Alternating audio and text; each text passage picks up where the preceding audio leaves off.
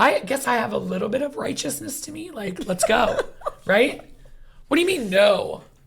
We're not going to have it's a dress rehearsal. It's not going to cost you a dime. I got a $40,000 grant for it. I really don't hear anything anyone has to say except sounds great. This is Between Us, a podcast of Blue Alliance about courageous conversations. And today's guest is Julie Sunderland.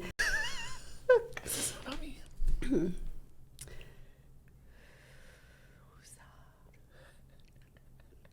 I'm actually a little nervous because you're a professional and I don't know how to act. I actually admire you so much. One, who you are, first and foremost, and two, what you do and everything that you do. So it's really pretty inspirational. So I'm so happy that I get a chance to expose myself. I'm a little bit naughty.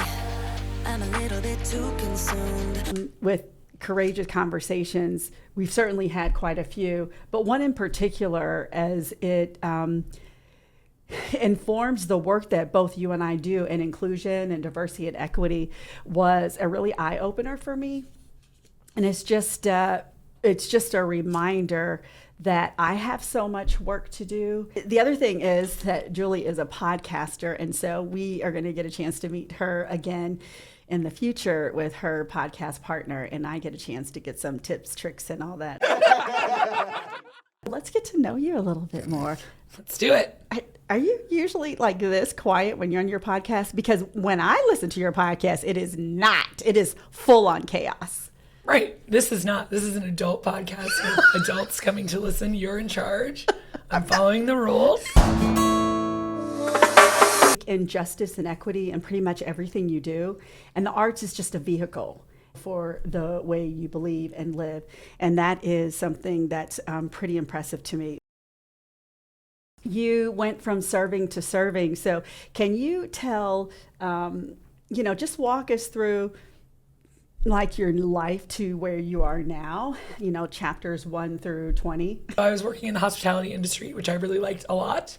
And that's how we met up again. Yes, I was serving in a restaurant, and then I became a corporate trainer. So I would leave for 3 to 6 months and open restaurants all around the country, and then come back.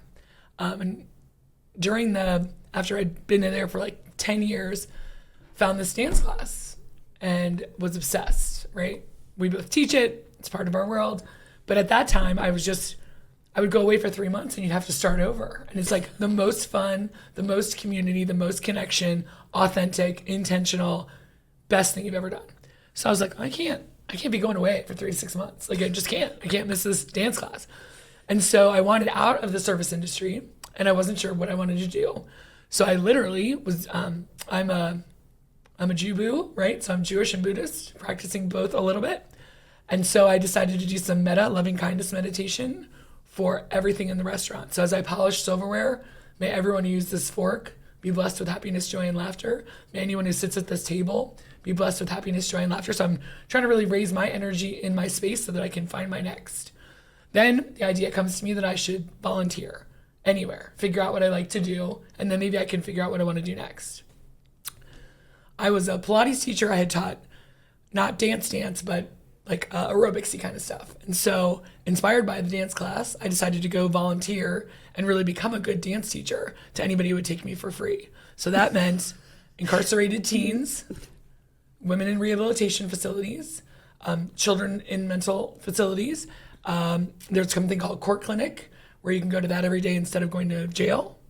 So lots of medicated people, lots of people that didn't want to be there. So it was really great training ground for me and I loved it. It was connecting with people, helping them connect with their body, bringing joy, raising that same element, wishing them all good all day long. And then our dance class kept going, and the owner of our dance class was at the time the education manager for the Cincinnati Ballet. And she said, what you're doing for fun is what I do for a living, and you should come try out for my job. And I was like, I'm not qualified for that. But thanks to her and some other great people, I ended up getting that job, and then spent the next 11 years of my life working in community engagement and inclusion at the ballet, which talk about systems of white oppression. I mean, I'll ballet, never forget. It's based I'll never on forget. Yes. the kings and the queens dancing above while the peasants stay on the ground. So I wanted to break all of those barriers. Yeah. And then at the end of that job, during the pandemic, I thought, well, I'm going to look back, right, on this time of George Floyd and everything else and think, what did I do? Did I sit and watch the people get on the train to Auschwitz, or did I do anything? And so at that same time, popped up this job for the Cincinnati Regional Coalition Against Hate. And I said, look, I have some expertise in this space, but not a ton. But if you find someone, a person of color, you should hire them. If all you're getting is middle-aged white ladies, there's nobody who can do a better job than me, and I will work my tail off to make sure this gets done. So here's what I love. You're like middle-aged white ladies. I did some podcasts for Black History Month, and a couple of the folks that I interviewed, they're like, did you just have to give the whitest of white? And here's the thing. When we talk about inclusion, I really believe this. It's about all of us. It's us together. And part of us together means we need to learn. We've known each other definitely since we were young, but we met again when she was in the hospitality industry. And she's helped teach me how to order from a menu in under like 25 minutes. And so if you ever go to lunch with me, God bless you. It's probably better that we have like coffee and tea, because then, and we need to go to a tea place that has very few selections. So that's, she could handle my like all over the place. But when we met, one of the things that my daughter was young at the time, and we, this, what you said when you were wiping the forks, that may the people who sit at this table, they have joy. Well, that is a mindfulness activity, and it's also a great an activity of gratitude, and about having gratitude for where you are and what you're doing at the moment. And I like how you just said you were doing that for your next life. And when you were serving, so my question is, in the service industry, how did you get into the training component? Is this one of your tools? Well, I'm real opinionated. And I'm a really hard worker, right? So I will work from open to close. I will do anything you need. I will bust. And I want everybody else to be the same. And so luckily, a gentleman named Scott Schmidt came in. He runs Looking Glass Hospitality now. And he said, you are an asset, and they are not treating you that way. I'm raising your pay today. I'm going to put you in charge of the training, and I want you to tell me how to make it work. He's like, because I think you'll be great at this. And so we rehauled the whole thing, redesigned it, created the Sidework Bible. I love to see other people succeed, right? So I love for people to come in and for me to be able to help them be amazing. Whether they're coming to my dance class, coming to my table for dinner, you have a choice, right? You can have fine time at dinner, but you know that if you have a terrible server, it'll ruin your night. So I thought of us as the conduits of joy. That's your choice. You're in a bad mood, leave it at the door. No offense, we can talk about it in the back. But my attitude was the same as that company. And they focused on the Raving Fans book. Have you ever read that? No. The guys who do Whale Done. It's a whole management system. And everyone's like, oh, you're such a kiss butt. You're such a brown noser. I said, no. They work on a system that I believe. And it was, you made raving fans out of everyone. So the person that you were waiting on, the person that you work with, the purveyors that came in every day. So if they're the same guys who deliver fish every week and you don't know their name, you're not making raving fans of anybody. It's hot outside, offer them a drink. There is no, the customer's right, we're all right. Let's all take care of each other. The answer is yes, what's the question? So not focusing on yes, the customer's always right, but sure, how can I help? What can I do? How did you, so are you saying that your hospitality company or the place where you worked, they were intentional in using that yes. system as it's part a series of of books, Raving Fans. Really? And Whale Done, like catching people doing something great. And whale, W-H-A-L-E, done. Like a whale done. So the thing about me and another really good friend of ours, Heather, I think, is that we are what is referred to in Buddhism as the idiot Buddha. Like you just intentionally do something and then you find out there's an actual methodology behind it. So that was sort of who I was as a server. And then here came this book that explained it to everybody else how I thought we should all act. So I found the perfect company for me for 7 years to be a part of that system. This is actually something new. I didn't know that about you, nor did I know that there was Yeah, I'm definitely going to pick that up. And it may not click with you because I worked somewhere else where they did the 7 Habits of Highly Effective People, and that was not for me.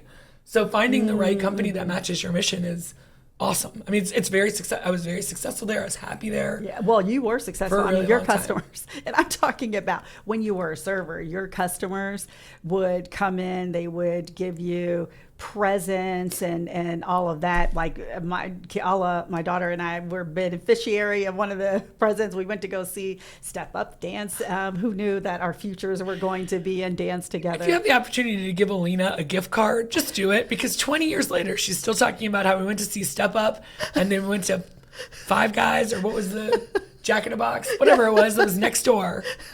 And it's been life altering. I feel like I must need to shower you with more presents. Well, it's true. That's my love language. My love language is giving presents. But That is true. But receiving, actually, if you want to know the truth, receiving any type of accolade, acknowledgement, that really is how you build me up. So This wasn't an acknowledgement. I was like, hey, one of my you neediest weren't kids of all including me. from my restaurant gave me this gift card for Christmas. Do you guys want to use it? Let's go. I think of gift cards as free money for all. I don't you hoard do. those. I'm like, this is for us. Oh, This is a I'm present. the opposite. But the thing about me is, but you included me. So one of the things that I said, I think at my 50th birthday party, was that if you were just friendly to me, like literally, if you just said hi to me, I really feel acknowledged. I feel seen and I feel heard. And I think that I take that, I don't know if I take it to the extreme, but I take it from the smallest of gestures, like gestures that mean nothing to anyone else mean a lot to me. And I think when, especially with part of my background, when you are someone that, you've been overlooked or, really, if you were invisible, during a time in your life, or you have, whether it's through circumstance or maybe purposeful by other people, and then someone shows you any type of gratitude, any type of attention that really makes you feel like you belong or that you're seen, it's gratitude for me. So you're right. I'm going to remember 20 years ago. I'm going to remember. You're not, because I'm years just ago. going to start like raining gift certificates at you, so that you can feel seen and loved and belonged more than. Well, I love Although that. Step Up was really good, the first one. It was. The first one was great. Well, I love that systematic version and, making raving fans. And I think that's something that we can do in no matter what line of work it Yeah. is. You're here, we're Blue Alliance, we're an IT company, and we can make raving fans out of our customers, our vendors, and their customers, right? And the associates, right? So like the HR person that you introduced me to, like, how can I today make a raving fan of Alina, who I sit next to, right? Oh my God, she loves this mushroom water, or just give you a compliment, or leave you a little note that says, I really appreciated you listening in that meeting. So it's everything is so customer focused that I think the opening up and the pulling back of saying, who am I sitting next to? Am I making a raving fan of that person? Right on. Because obviously the person who calls you, yes. And I also want to be the perfect customer in person, right? I always drive our friend Heather crazy because I have to make the checkout person laugh at the grocery store, and I have to be the best customer in the restaurant ever and never cause any trouble. But I like that. You're going to remember the people that made your day. Well, as why not do opposed to- good? So why not be a force and a conduit for good? Yeah, Right? and That's just really what look it is. around to how do I make my boss feel better? How do I make a person who's the same level as me, next level? Somebody who just comes in here, the other people that work in this building. I'm in the elevator. There's something about you too. I just one of our CEOs, his name is Scott. I was talking about how bold he is. Like he is bold when he says things, when he's an action, a program, a something. And you are a bold person, and I say that in the greatest of compliments. You're fierce with those. Your raving fans. When you were in training as a teacher, your co-trainee, like I think he had a hurt ankle, hurt foot. He was a professional dancer. Like he literally danced for our ballet company, and I think like someone, or maybe I was getting ice and you were like, I got it, because you guys were a unit and you really helped take care of him. So you all were training while he was also a professional dancer and you were helping to take care of him. So that boldness, just stepping in and say, I can do this. Where does that boldness come from? I think it's codependency. Like, I just want to be helpful. How can I fix this? How can I help? Why? But I am fearless. You're right. I never think. Why do you consider that codependency? Because I just don't want to bother you, or I don't want to bother anybody else. Like, how can I? I'll just do it. I can just do it. I really That's can do considered it. codependency. I would never have thought of it that way. Well, that's how I label it. Doesn't mean it's true. It's just my truth. Oh, right.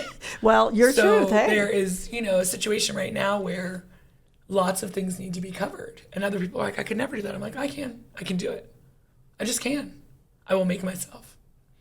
I'm a beast. Let's go. But I think that's, I guess I don't consider that codependency, that example, because I'm thinking of like David Goggins. You know how David Goggins goes in? You know who David Goggins is? He's the he's the ultra marathoner, went through multiple military, like high, like Navy SEALs training and his mantra is steal your mind, STEEL, and everything. You're like, when in the morning. So he's up, he's training at, like, he's up at 4:30, he's training at 5, right? And so that he wins in the morning because he starts his day off. He's just incredible. But what he does is he says, I can do it, right? So whatever pain he has to go through, he actually had to go Navy SEAL training like through 3 or 4 times, right? And he did it because he wants, sometimes we have to go through physical pain and we have to go through and get to our parasympathetic system to be able to get to the other side. But sometimes we have to say, I can do it. You're bold and you're fearless, but do you think that, do you know why that you're like that? Is there anything that you could point to? Or, were you just born that way because, you could? Well, just like you said, your thing of being neglected or not paid attention to. And mine was always, this is a mess. I better clean it up. I'm the sanest person in the room. I better go for it.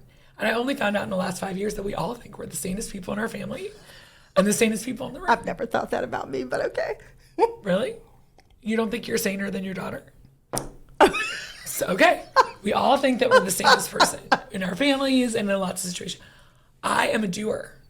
That's right? true. If it needs to be done, I'll do it. That's true. That moment when you're supposed to go, do I want to do this? Is it a good idea? I don't have that. You tell me you need to move this paper. Done. Moved. That's true. Tomorrow I might go back and be like, why did I have to move that piece of paper? But here's the thing about you. I'm just going to fix it. You are a person of action. And so that said, when you moved into that role, that our friend Heather really helped, helped you get into, you certainly got it on your own. But you had some doubts about, like, I don't have a dance background. Now I'm in charge of this. So my question is, but you act like you're true. Let's go. Yeah, so let's Alina, do the things. You and I could not be more opposite on that, right? Because I got to lay the whole plan out. You're like, Alina.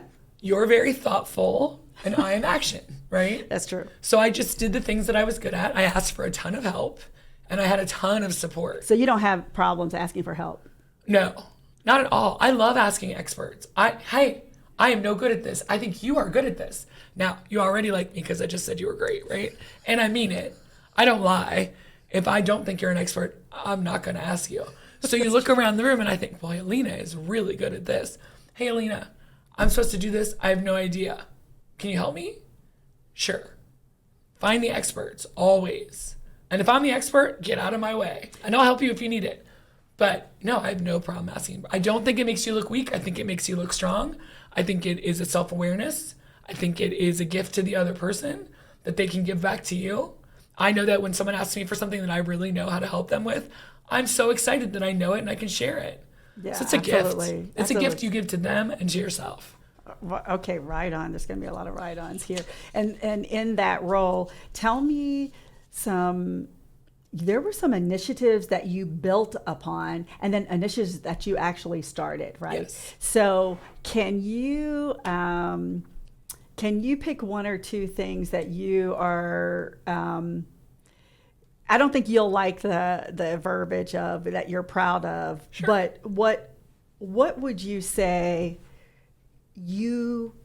what was the impact that you made? You know, my mom used to say to me, leave a place better than when you first came. So what were some things that you did in your role at the ballet? Great. So best practices, right? They're always like, look around at all the other ballet companies and see what they're doing. Everybody's comparing themselves to everybody else. Great. So I look at Boston Ballet at the time, and they had an adaptive dance program for children with specifically only Down syndrome. And so I don't know anything about children with disabilities. So I started calling around to the hospitals. We've Cincinnati Children's Hospital is the second most well-respected hospital in the country. They have a specific Thomas Center for Children with Down syndrome. Hey, is there a PT who can talk to me? Turns out somebody from dance class is there. I start talking to other community, Really? Michelle Ritter. Oh, yeah. Oh, I did gosh. not reach out to her, but she reached out back to me and said, I know you want Sarah for this, but I want to be a part of it. So I go looking for the experts, right? Go to the community, find some community experts, families with children with special needs, and say, well, what would you like? What sounds good? Partnered with a different group the first time, and this is a really good lesson. You can partner with people in the beginning and then get rid of them if they're not the right partner. You right? sound like Nick, the founder It of was this so company. hard. I asked for their help. I wanted their expertise, and it turns out they just weren't the right partner, right? But for the first year, we did an all abilities class. So we had behavioral disabilities, physical disabilities, neurodivergent, all in one room. And it was great. It was awful, and it was great. But so I'm going to let you finish, but I also want you to let the listeners know you created a full structure in order for that to happen, like the infrastructure. Yes, 100%. With the Children's Hospital, with a parent council of people and self-advocates who were older who could discuss their needs and what they wanted. So we had this first year, it was great, and I thought, you know what, we're going to just do one, and there is no one. We just decided to focus on Down syndrome because there was curriculum from Boston. So I went to Boston, trained there, came back, great. So we have there. But it turns out, nobody, if you know one person with Down syndrome, you only know one person. It's Right. very different. That's exactly right. And you can be on the spectrum. Anyway, so we decided to really hone in on that group and created 3 classes. So once again, the idiot Buddha in me, I'm a teaching assistant in that class, and my little friend Megan isn't really going with everybody else. But for some reason, I just sat and got really quiet with her because she doesn't speak. So that was easy on her part. And I just thought, I got this feeling that if we just waited, she could do the grapevine. The class had moved on, but she was still doing it in her brain. And nobody told me anything. But I thought to myself, she needs to see it, then do it in her brain, think about it, and then we can get up. So I just told the teacher, don't worry about us. And about 5 minutes later, she got up, took my hand, and we grapevined. And I was like, oh, maybe this is what I meant to do, right? Be able to sit there and be seen and listen to what they need. Stop with the tears. So anyway, then I was like, we got this. So that program became really successful. Then I'm always asking my community, what's next? What do you need? What are you not getting? Give me feedback. And they said, we would love to go see the ballet, but we can't because our kids make noise. And oh my gosh, I was a volunteer for that. Yeah. And that just, And we would love to be able to go, but we are not welcome. And we're afraid. And I said, done. Sensory friendly Nutcracker, here we come. We got a grant. Once again, call the experts. So now I really need parents. Now I need really self-advocates. I need training specialists. I need people at every single door. I need to retrain the entire ballet staff, including the dancers. Here's what's going to happen today. There's going to be kids yelling out, maybe people maybe running around, and the lights are going to be up, and you're just going to go for it because this is the first time these kids have had the opportunity to come to a major event like this, a community memory, right? So the Nutcracker for a lot of people, not everybody, is a community memory. And when you are a child or a parent of a family with someone with a disability, you are not welcome. So forget that. We are creating the sensory-friendly Nutcracker. Come as you are. We're so excited that you're here. How can we design the space with the volunteers, we're wearing t-shirts, with a quiet room, with fidgets, with the concessions being closed, but you can bring your own food in, cutting off the 3rd floor, open restrooms to everybody, designing the space that they're welcome in. Huge success. Amazing. Next step. What else is important to us? representation. And so one well-meaning person at the ballet said, we can just push a girl out there in a wheelchair. She can be in the Nutcracker. And I said, or we could use one of the dancers that's been working with us for 5 years at this point to have an actual part. So we talked to Jack, who was at that point one of my favorite students. He was 7. He'd been with us since he was 3, about becoming party boy number 1 in the Nutcracker. But I don't want him to walk out and walk back on. I want him to have 32 counts of choreography. I want him to know it. And I want him to not be noticeable unless we decide we want it. You know what I mean? Mm-hmm. He's just in it. So we rehearsed separately together with everybody. The company knows, everyone knows. So like everyone's along for the ride. Everyone's included. Like not just here's Jack, he's going to do it, but hey, Daniel, you're going to play his dad. And what do you think about this? So not the token, but that everybody. He's with us. He's been dancing with us for 4 years. You've only been here for 1. So we get Jack all ready. He has full choreography. He has to plie, 1 foot, the other foot claps. He's got the horn, blah, blah, blah. So we're getting ready for the first show ever. And I'm backstage with him and his mom. And he is tweaking, right? He is not excited. This is a very boisterous, demonstrative kid. And I'm more worried that he's going to go out there and like take off his pants. I don't know what is going to happen because he's just like that. But I'm holding his hand and we're like, it's going to be great. You're going to be fine. He's like, I'm not doing it. I'm not doing it. I'm like, you're doing it. So the part comes, I take his hand, I hand him to Daniel, who's playing his dad. And he walks out on the stage and he goes, hello, everybody. And then he does his part. He does his 32 counts. He does his bugle horn. He comes off. It's amazing. And then we continued that with the next one. So every year since then, I don't know about now, there was a sensory-friendly performance. And there was one of our students in a production with a part, not just carrying a pillow. So fast forward to the pandemic where I remember the days all those years ago that never fade away. we had to leave our old way of thinking and try something, go into the unknown. So I was thinking this is going to be terrible, right? Because Zoom is really hard and oh, coffee. Sorry. I'm not sure if I'm going to edit this part out or not. You should. I'm grateful for you to come and talk about that piece. Alliance. Oh. It's always been apple cheeks. I've known you for 40 years. I put it apple cheeks when I was in college when we did that game, and when I did it at the county. You know what the county said? They thought I was talking about my backside. Since I'm still recording. Okay. All right, Julie. So Julie, it is Women's History Month. I know. And do you know Ursula Burns? I don't.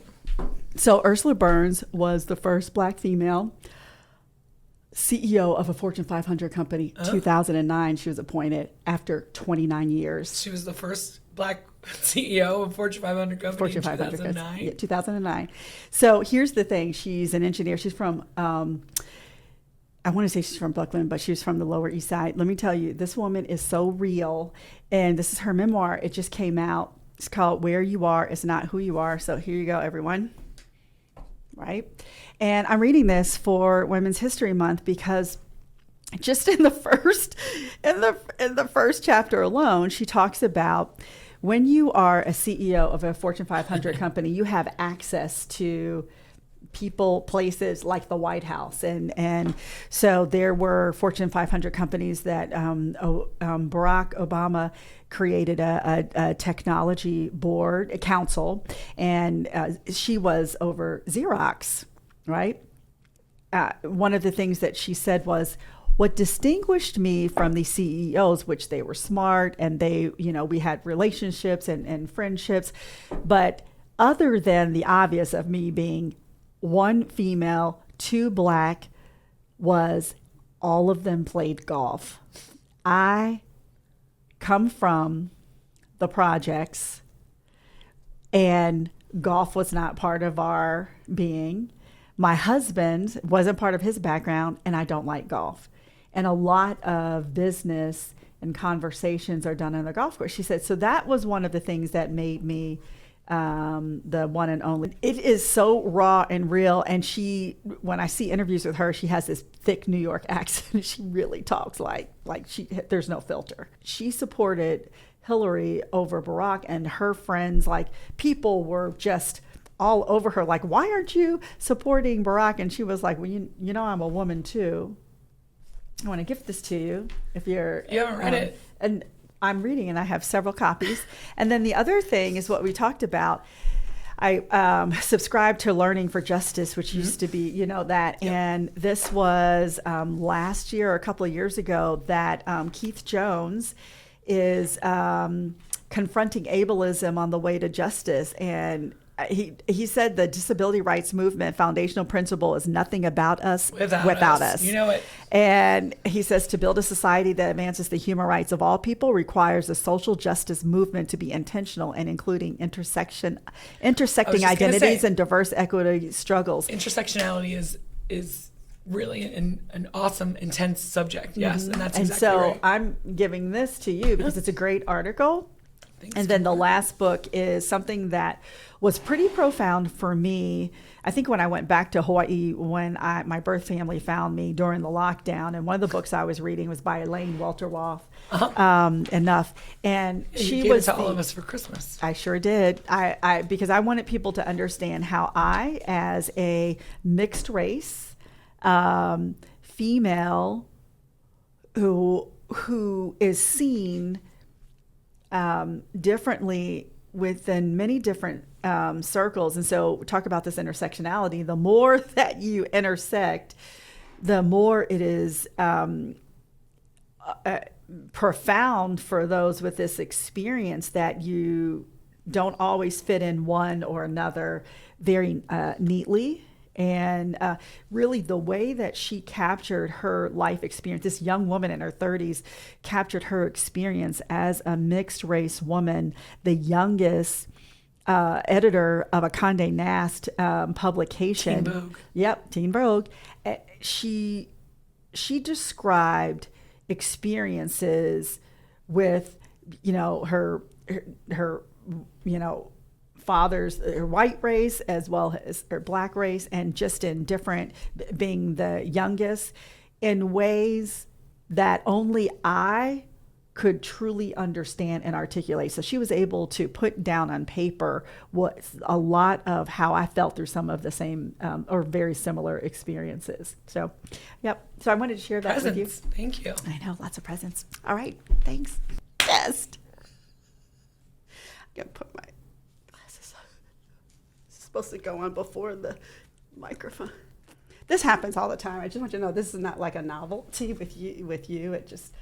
Oh, I know you. This has nothing to do with me. I'm sitting still, staying the same distance from the microphone. I'm doing my job.